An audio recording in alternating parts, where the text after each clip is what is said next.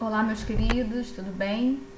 Vamos fazer aqui uma pequena videoaula para ficar registrado o que a gente viu na nossa aula 7, na qual nós tratamos da energia livre de Gibbs e a sua variação. Então, nessa pequena videoaula, eu tentei condensar as ideias principais do que a gente viu nessa aula, que foi bastante coisa. Nós vimos a definição, nós vimos as deduções, que levaram às conclusões que eu vou apresentar aqui, e vocês têm tudo isso no PDF relativo à aula. Aqui, realmente, meu objetivo é fazer um compilado, uma videoaula de conclusão, para que essas ideias possam ficar na cabeça de vocês, no que diz respeito ao que é fundamental. Então, definições. A função de estado extensiva energia livre de Gibbs é definida como a diferença da entalpia e do produto TS, Fazendo a diferencial total dessa função, a gente obtém que dG é igual a VdP menos SdT, e notem que aqui a gente não tem influência da massa, do número de mols, a variação de G se dá apenas pela variação da pressão e da temperatura, de forma que essa equação pode ser compreendida como a variação da energia livre de Gibbs num sistema fechado.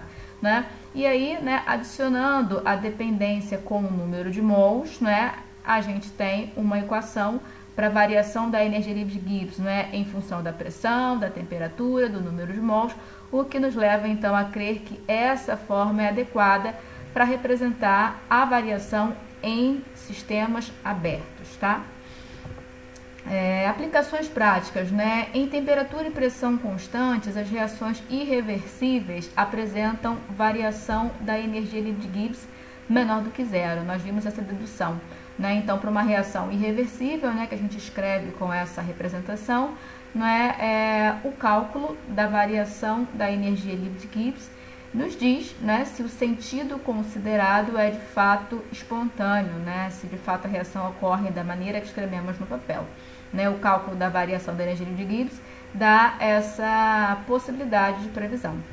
Já as reações reversíveis apresentam variação da energia livre de Gibbs igual a zero. Reações reversíveis são aquelas que a gente representa dessa forma aqui, que atingem o equilíbrio, e o nosso entendimento a respeito do comportamento delas é que elas são processos reversíveis nessa condição de equilíbrio.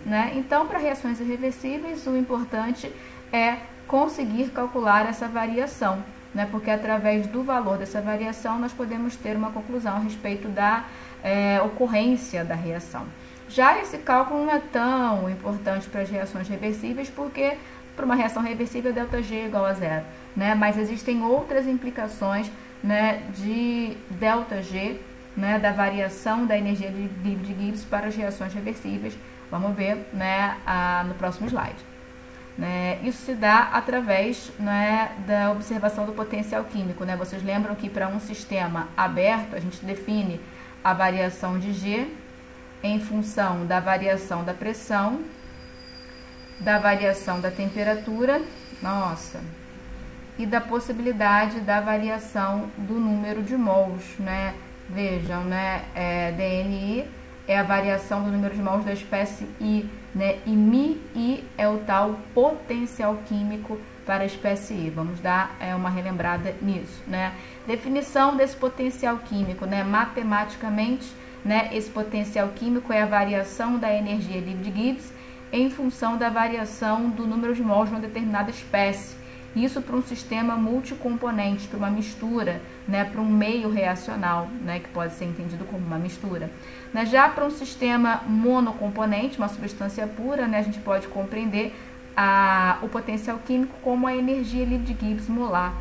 Se a energia livre de Gibbs tem relação com a entalpia, com a entropia, se esses valores podem ser tabelados, obviamente, a energia livre de Gibbs, a variação da energia livre de Gibbs, a energia livre de Gibbs padrão, é algo presente aí da literatura que nos permite obter os potenciais químicos padrão, E o significado prático desse tal μ, desse potencial químico, Quimicamente, podemos compreender o potencial químico como uma tendência de escape de uma espécie dos reagentes ao produto, aos produtos, como a gente viu na aula, todo o nosso desenvolvimento, a nossa modelagem, visa representar a seguinte situação, reagente se convertendo a produto para uma reação irreversível, ou, né, essa situação para uma reação reversível, né? O fato é que cada espécie, por exemplo, a espécie R e a espécie P, né, cada espécie possui um potencial químico, e a gente pode entender, né, esse potencial químico como a tendência, né, do reagente passar ao estado de produto, né,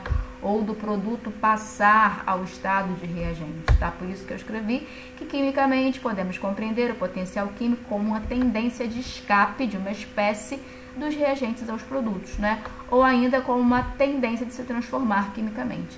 Esse escape, né, nada mais é, né, do que, em termos práticos, a transformação, né, da espécie reagente na espécie produto, né? Ainda em relação a implicações práticas, né, para as reações reversíveis, né, tendo em vista que nas irreversíveis o importante para a gente é o cálculo de ΔG, né, esse cálculo fornecendo um valor menor do que zero, é indicativo de que naquela condição de temperatura e pressão, a reação que eu escrevi de fato vai se dar no sentido que eu estou considerando, tá? Se o cálculo der positivo, ela vai se dar, né, no sentido contrário ao que eu estou considerando. Então, para as irreversíveis, né, isso basta.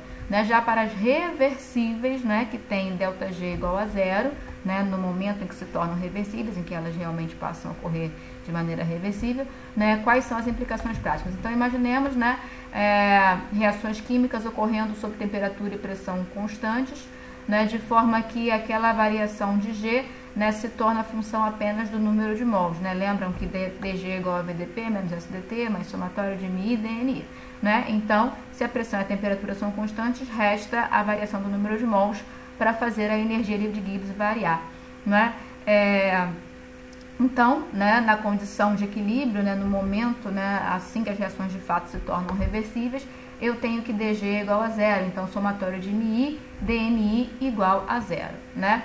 Então, conclusões. Para reações reversíveis, enquanto os potenciais químicos de R e de P são diferentes, a reação ocorre no sentido direto, né? Então, a gente vai ver isso, né, com mais detalhes na próxima videoaula, né, relativa a isso daqui.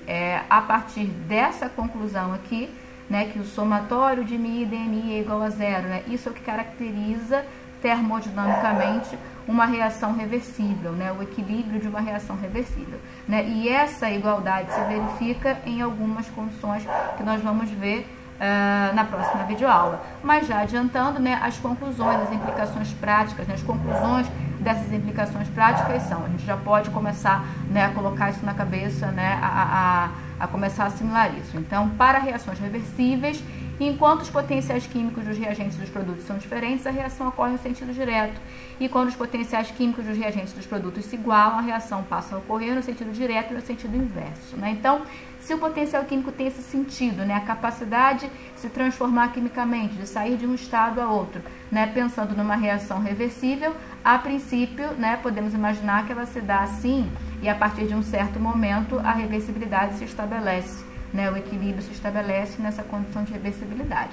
Né? Então, enquanto esse potencial, essa tendência de escape, né, é diferente, né, a reação ocorre num sentido preferencial. Quando esse potencial se iguala, obviamente não existe um sentido preferencial e a reação se dá nos dois sentidos, tá? Então, segundo o formalismo da termodinâmica, a condição de equilíbrio das reações reversíveis pode ser explicada a partir da igualdade dos potenciais químicos dos reagentes dos produtos de uma reação, tá? E a gente vai trabalhar muito isso daqui na próxima videoaula. Por hora, né, é importante lembrar da definição de G, né, da variação de G para sistemas fechados, para sistemas abertos. É importante ter em mente, né, a inclusão do potencial químico, o sentido do potencial químico, e isso daqui é mega importante, né? Segundo o formalismo da termodinâmica, né, a condição de reversibilidade, ela está associada à igualdade desses tais potenciais químicos, tudo bem? Então, é isso por hora, a gente vai para a próxima videoaula, né? Então, que Deus nos abençoe, e a gente precisa bastante, vamos nos abrir e tomar posse, porque Ele sempre quer abençoar, Ele sempre abençoa, tá? Um beijo, espero que tenham entendido, é bem rápido, né? O objetivo aqui foi, mais ou menos, né, organizar na cabeça de vocês esses conceitos, porque a próxima videoaula vai fazer, né, a aplicação de estudo, né, no estudo da termodinâmica das reações reversíveis. Tá bom? Um beijo, fiquem com Deus. Tchau, tchau.